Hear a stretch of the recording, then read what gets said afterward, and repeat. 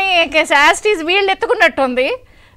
వీళ్ళు అసలు ఇంకా 14 రోజులు 15 రోజులు ఉంది, రిజల్ట్స్ వస్తాయన్నా కూడా ఆపటం లేదు.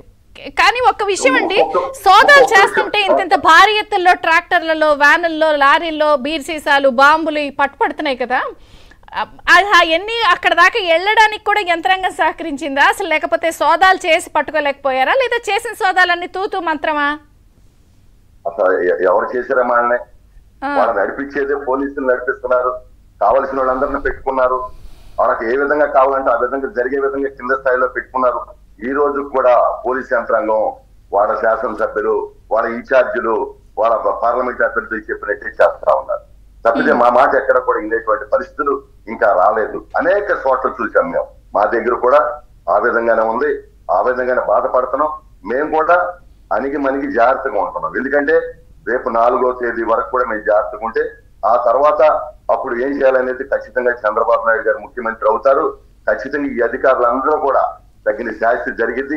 ఇవాళ ఒక్క విషయం అమ్మా, నిజంగా తెలుగుదేశం పార్టీని ఈ రోజున జరిగినటువంటి వైసీపీ ప్రభుత్వం ఏవైతే దాడులు చేస్తా ఉందో, గత 5 సంవత్సరాలుగా ఎంతమంది హింస పెట్టారో, ఎన్ని కుటుంబాలను నిద్రలేని రాత్రులు చేశారో, అలాంటి సందర్భాల్లో చంద్రబాబు నాయుడు గారు నిజంగా ఆయన తెలుగుదేశం పార్టీ కుటుంబాన్ని కాపాడుకోవడానికి ఆయన పడినటువంటి బాధ, ఆయన పడినటువంటి కష్టం, ఆయన నిద్రలేని రాత్రులు గడిపి మాలాంటి వాళ్ళు జైలుకి వెళ్తే, కొంతమంది చనిపోతే, బీసీ వర్గాలను చంపేస్తే ఆయన ఎంత బాధపడ్డాడు. కాదు, మీరందరూ ఇలా చెప్తున్నారు, రాష్ట్రం కోసం, ప్రజల కోసం ఇంకా మేము అణిగిమణిగే ఉంటామమ్మా, ఓర్చుకుంటామమ్మా అంటున్నారు. అసలు వైసీపీ వాళ్ళు ఏ పాపం చేయలా, ఎరగరు, తప్పంతా టీడీపీ నేతలదే అని చంద్రగిరి గొడవలపై ప్రభుత్వానికి తిరుపతి కలెక్టర్ నివేదిక ఇచ్చాడు. అవునమ్మా, మరేం చెప్తారు? తప్పు మీద నేసి నివేదికలు ఇస్తుంటే మరి అధికార యంత్రాంగంలో మార్పు రావట్లేదు, పోలీసులు మరి ఇంకా ఏకపక్షంగానే ఉన్నారు. మరి మీరేమో 150 వస్తాయి అంటున్నారు, వాళ్ళు చూస్తేనే మార్పు లేదు. భయం భక్తి ఎందుకు రావట్లా? భయం భక్తి అంటే వాళ్ళకి ఏంటంటే, ఇప్పుడు జగన్మోహన్ రెడ్డికి కనీసం ఏజెంట్లు కూడా ఎవరేమో అన్నటువంటి భయంలో ఉన్నాడు.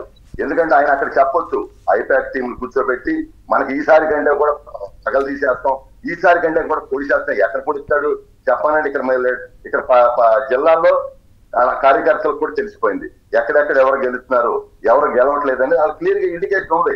కాబట్టి ఆ భయాన్ని పోగొట్టడం కోసం ఈ దాడులు గాని, ఈ మాటలు గాని ఉండదు లేనట్టు, ఇవాళ కొత్త కాదు కదా, ఉండదు లేనట్టు వాళ్ళు మా మీద దాడి చేస్తారు, గురుమూర్తి దాడి చేశారని చెప్పి వాళ్ళకి మా మీద కేసు కడతారు. ఇది ఇవాళ కాదు, 5 సంవత్సరాలుగా జరుగుతున్నటువంటి తంతు. 5 సంవత్సరాలుగా ఇదే చేస్తా ఉన్నారు. అసలు వాళ్ళకి ఎలాంటి అంటే పాపం, వాళ్ళు ఏ పాపం తెలియనట్టు మాట్లాడతారు. ఆయనకు ఒక ఇది ఉంది కదా, మామూలుగా పాంప్లెట్ ఉంది, ఆ సాక్షి పేపర్, దాంట్లో ఒక కథను రాసేస్తా ఉంటారు. మమ్మల్ని కొట్టి మేమే కొట్టేట్టు రాస్తారు, దాన్ని మొత్తం కూడా కథలు చేసి రాస్తారు. ఇప్పుడు కూడా అదే జరుగుతా ఉంది. అసలు వాళ్ళకంటే ఏ పాపం తెలియదంట. మన విజయసాయి రెడ్డి గారు చెబుతున్నాడు, అసలు ఈ దాడులన్నీ తెలుగుదేశం చేపిస్తామని అని చెప్తా ఉన్నాయంటే ప్రజలు చూస్తున్నారమ్మ. మీరే రాళ్ల మీద, కార్ల మీద దాడి చేస్తున్నారట, సోషల్ మీడియాలో రెచ్చికొట్టే వ్యాఖ్యలు చేస్తున్నారంట. వైసీపీ వాళ్ళు ఏం జరుగుతుందా అని పరిశీలనకు వచ్చినప్పుడు కూడా మీరు అటాక్ చేస్తున్నారంట అని నివేదికలు ఇస్తున్నారు.